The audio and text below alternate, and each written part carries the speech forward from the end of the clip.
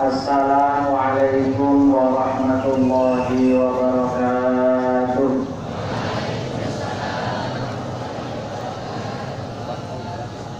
Bismillahirrahmanirrahim. Alhamdulillahi rabbil alamin.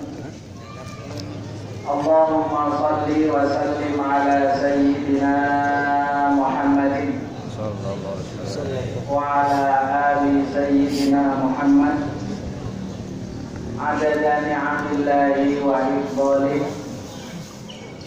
Allahumma akrimna binuril fahmi wa akhrijna min zulumatil wahmi wafsah lana abwaaba rahmatika wansur alaina hikmataka ya arhamar rahimin. Subhanaka la ilma lana illa ma 'allamtana innaka antal alimul hakim. Allahumma hidayatan lis-shawab, amma ba'du. Guru kita, orang tua kami yang saya muliakan, ayahanda Kiai Haji Dr. Nur Muhammad Iskandar SI beserta dengan ibunda yang mudah-mudahan Allah berikan senantiasa kesehatan dan panjang umur. Sahabat sepuh saya, Ketua Majelis Permusyawaratan Rakyat Republik Indonesia sekaligus Ketua Umum Partai Amanat Nasional Dr. Kiai Haji Zulkifli Hasan. Jadi beda-beda dikit saya sama beliau ini. Beliau Hasannya di belakang, saya Hasannya di depan, itu aja. Yang kedua beda nasib. Beliau jadi pejabat, saya jadi rakyat jelata. Mudah-mudahan beliau dalam memimpin Majelis Permusyawaratan Rakyat Republik Indonesia senantiasa dalam lindungan dan bimbingan Allah Subhanahu wa Ta'ala. Jajaran Surya pengurus wilayah yang diwakili oleh Dr. Kiai Haji Abdul Bunyamin, teman-teman dari pengurus wilayah Nahdlatul Ulama Provinsi Jawa Barat, sahabat-sahabat dari TNI, Polri, Kementerian Agama, Pak Camat yang mewakili Ibu Bupati, seluruh aparatur negara yang saya muliakan, mudah-mudahan diberikan kekuatan oleh Allah dalam menjalankan amanah bangsa. Sahabat-sahabat para kiai yang rawuh, sebagian dari Karawang, sebagian dari Subang, dan sebagian dari Purwakarta. Ada yang kiai sepuh, ada yang kiai anom, semuanya yang rawuh di tempat ini, para asatidz, anak-anakku, calon pemimpin bangsa di masa yang akan datang. Semuanya mudah-mudahan kita senantiasa dalam barokah Allah Subhanahu wa Ta'ala. Sebelum saya lanjutkan, saya mohon yang dirawili jangan banyak-banyak.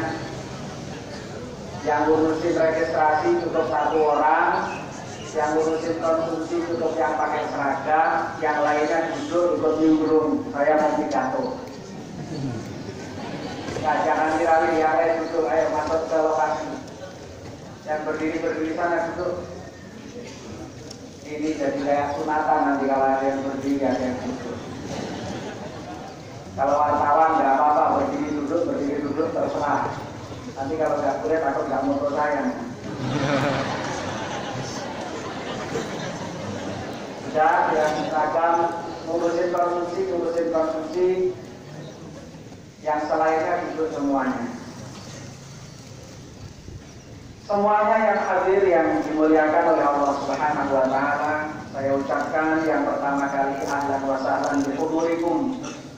Kepada semua tamu yang saya muliakan pada pagi hari ini, saya sebagai shahidul bait hanya meyakini bahwa kehadiran tamu itu adalah keberkahan.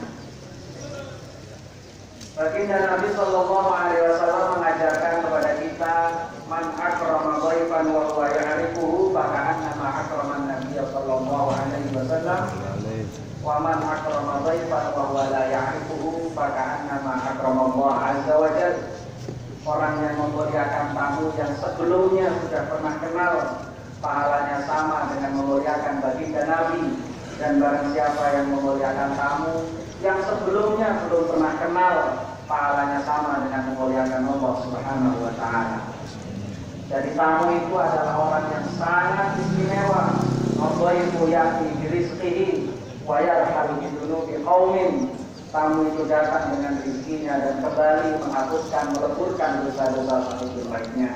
Mudah-mudahan tamu-tamu yang rawuh pada pagi hari ini menjadi keberkahan untuk kami dan santri-santri kami. Tidak hanya itu, untuk masyarakat kami yang ada di kampung ini, mudah-mudahan semua menjadi orang-orang yang diridhoi oleh Allah Subhanahu wa ta'ala. Selanjutnya saya aturkan kepada seluruh komponen yang berperan dalam pelaksanaan acara ini, khususnya yang dipimpin oleh Bapak Ketua Majelis Permusyawaratan Rakyat Republik Indonesia. Beliau datang ke sini dalam rangka mensosialisasikan PBNU. Mensosialisasikan PBNU. PBNU itu yang dilalah saja dikatakan kok pas. Sengaja dibilang sengaja ya sengaja, enggak ya enggak. Jadi walaupun beliau ini ketua Partai Amanat Nasional yang warnanya biru, tapi kelilingnya mensosialisasikan PBNU.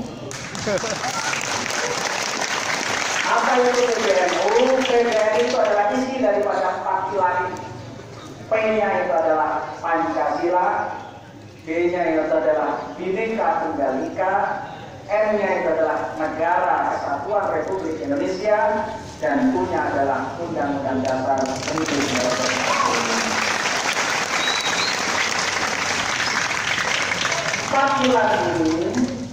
4 pilar ini wajib kita sebagai bangsa, sebagai masyarakat yang cinta kepada negeri kita, untuk kita mengerti minimal.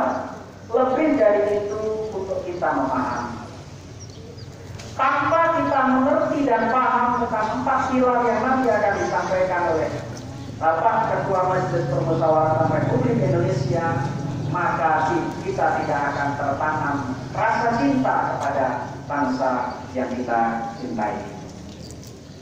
Perlu diketahui oleh semua yang hadir bahwa cinta tanah air, atau yang oleh Nahdlatul Ulama dipopulerkan dengan istilah hubbul watan. Ini kalau Pak Kiai sepuh agak cacil dikit bicaranya hubbul wadon. Hubbul wadon minal iman. Kalau hubbul lanang itu LGBT nah. Hubbul watan ini adalah sebenarnya aplikasi dari ajaran baginda junjungan kita Nabi Muhammad SAW. Beliau dilahirkan di Makkah. Ketika suatu saat beliau hijrah di kota Yathrib, unta yang beliau naiki yang namanya Jadah itu kemudian deprok. Deprok itu badan misalnya saya agak bingung Pak Ketua. Apa yang pas? Ya deprok. Jadi onta ini deprok, Rasulullah SAW turun di tempat yang sekarang dibangun Masjid Nabawi. Yang menjadi pertanyaan ketika Rasulullah SAW pertama kali menginjakkan kakinya di tempat yang sekarang dibangun Masjid Nabawi, doa apa yang dibaca oleh Nabi? Yang sekarang doa ini hampir jarang diikuti oleh para tokoh-tokoh kita. Doa yang diucapkan oleh baginda Rasulullah SAW itu bukan doa yang inni as'aluka rizqan halalan thayyiban wasi'an min ghairi ta'abin wala masyaqqatin. Ya Allah, saya minta rezeki yang luas, yang halal, yang carinya nggak usah capek. Ini pemalas ini. Doa Rasulullah SAW adalah Allahumma habbib ilaina al-Madinah kahubbina Makkah al-ashad wamkul hubbaha ila Juhfah. Ya Allah, Habib tanamkan ilayya kepada saya rasa cinta. Rasa cinta kepada apa? Al-Madinah, akan cinta kepada kota Madinah. Kamu bisa Makkah, seperti saya juga cinta kepada tanah kelahiran saya. Saya asal, kamu bisa lebih cinta lagi ya Allah. Wangkul dan pindahkanlah hummaha, akan wabah penyakitnya, ila Juhfah, ke kampung yang tidak berpenduduk yang namanya Juhfah. Karena ketika Rasulullah SAW datang ke kota Madinah, sedang penduduk kota Madinah sedang diserang wabah penyakit yang namanya Humma, dan salah satu sahabat beliau yang terkena pada waktu itu adalah Sayyidina Abu Bakar As-Siddiq radhiyallahu anhu. Baginda Nabi Sallallahu Alaihi Wasallam ternyata 1400 tahun yang lalu sudah mengajarkan kepada kita bagaimana kita menanamkan diri kita rasa nasionalisme, rasa bangga kepada bangsa kita, rasa bangga dan senang serta cinta kepada tanah air dan di mana kita berada.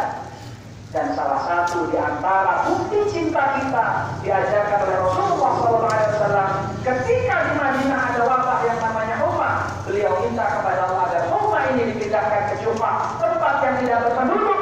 Begitu juga kalau kita cinta kepada bangsa kita, maka kita akan melakukan berbagai macam upaya, segala hal zahir maupun batin yang akan menjadi penyakit dan duri di negeri yang kita cintai. Karenanya, kalau kita mengaku sebagai umat Rasulullah SAW, maka mari bersama-sama kita tunjukkan kepada kita untuk membangun bangsa kita ini menjadi baldatun thayyibatun wa rabbun ghafur. Dan salah satu dari cara membangun bangsa kita ini dengan menanamkan 4 pilar yang ada untuk bisa kita pahami dan kita mengerti. Para hadirin sekalian yang dimuliakan oleh Allah Subhanahu wa Ta'ala, sedikit saya ingin menambahkan, sebenarnya bangsa kita ini sudah menjadi baldatun thayyibatun wa rabbun ghafur atau belum, itu ukurannya ada 3 hal. Kalau 3 hal ini ada dalam bangsa kita, maka 3 hal inilah menunjukkan bahwa bangsa kita ini menjadi baldatun thayyibatun wa rabbun ghafur. Apa 3 hal itu? Diisyaratkan oleh Allah Subhanahu wa Ta'ala di dalam Al-Qur'an. Falyabudu rabb hadzal bait alladzi at'amahum min ju' wa amanahum min khauf. Yang pertama adalah falyabudu rabb hadzal bait, ketika penduduk masyarakatnya memperhatikan hak-haknya Allah Subhanahu wa Ta'ala yang dalam istilah agama kita disebut dengan ibadah. Kenapa? Karena ketika kita menginginkan bangsa kita ini menjadi bangsa yang maju, menjadi bangsa yang aman, menjadi bangsa yang mapan, maka kita itu adalah bagian daripada hak dan keinginan kita. Pertanyaannya, karena kita adalah hamba Allah Subhanahu wa Ta'ala, sudahkah kita melaksanakan hak-haknya Allah Subhanahu wa Ta'ala? Ketika haknya Allah Subhanahu wa Ta'ala kita berikan, maka tanpa harus kita meminta, hak kita akan diberi oleh Allah Subhanahu wa Ta'ala. Jadi dalam bangsa kita ini, kita lebih mengenal dengan istilah hak dan kewajiban. Yang disayangkan adalah banyak yang pandai menuntut hak, akan tetapi sedikit yang pintar dalam melaksanakan kewajiban-kewajibannya dalam berbangsa dan bernegara. Dan salah satu kewajiban kita dalam berbangsa adalah memahami, mengerti Pancasila, Bhinneka Tunggal Ika, kemudian apa? Negara Kesatuan Republik Indonesia dan Undang-Undang Dasar 1945.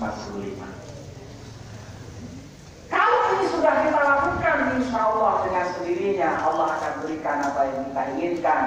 Kalau misalnya ibadah ini sudah baik, maka yang terjadi yang kedua alladzi at'amahum min ju'. Ekonomi kita juga akan mapan. Kalau ekonomi kita sudah mapan, maka wa amanahum min khauf. Negeri ini akan menjadi aman. Kalau negeri ini aman, kita bisa melakukan apa saja. Ngaji, tenang. Beribadah, tenang. Bikin anak juga tenang.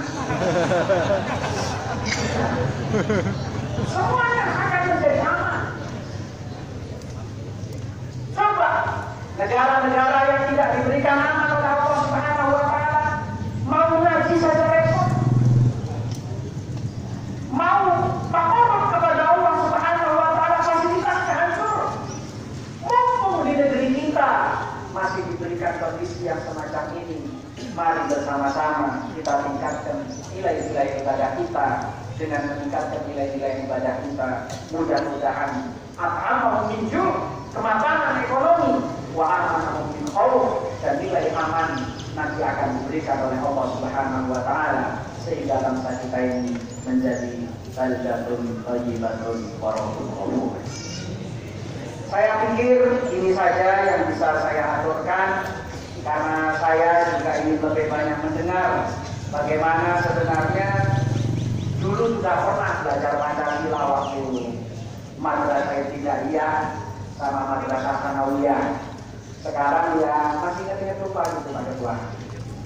Tapi kebanyakan lupanya daripada ingatnya. Mudah-mudahan nanti di-refresh lagi, kita menjadi ingat lagi, dan kita harapkan melalui Majelis Permusyawaratan Rakyat Republik Indonesia yang kebetulan beliau untuk pimpinannya dari sini, ke depan bisa diusulkan bagaimana lebih masif lagi tentang 4 pilar ini, tidak hanya sekedar sosialisasi seperti ini, tapi masuk di lingkungan-lingkungan pendidikan, sehingga generasi bangsa kita yang 15 tahun, 20 tahun, 30 tahun yang akan datang, mereka akan memimpin bangsa ini lebih memahami bagaimana membawa bangsa ini ke depan.